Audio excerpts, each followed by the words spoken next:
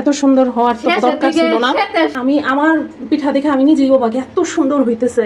এখন শীতকাল হইলে খেজুরের রস দিয়ে দুধ দিয়ে ভিজানো যাইতো। আজকে আমাদের হয়েছে চিতই পিঠা, গরুর মাংস নাস্তা। কালকে যে গরুর মাংসটা রান্না করছিলাম সেই গরুর মাংস দিয়ে আজকে চিতই পিঠা। চিতই পিঠাটা গরুর মাংস ঝোল দেয়া সেই মজা মজা কাটে কর। এই যে এখানে একটার পর একটা হইতেই আছে।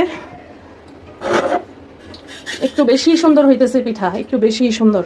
এত সুন্দর হওয়ার তো দরকার ছিল না। শেষের দিকে এত সুন্দর কেন হবে? হ্যাঁ, দুধ আমাদের ভিজাই খেজুরের রস তো নাই, কাঁচা খেজুরের কাঁচা রস দিয়ে করতে হয়।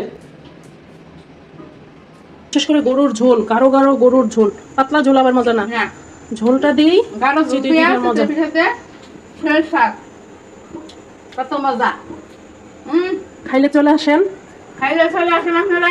আমি যখনই চিতই পিঠা বানাই এরকমই হয়, এরকম সুন্দরই হয়। এটা এমন না যে শুধু আজকে সুন্দর হইতেছে। কেউ খাইতে চাইলে জানাবেন, অবশ্যই জানাবেন, আসবেন, খাবো। কে কে খাবেন চলে আসেন বন্ধুরা।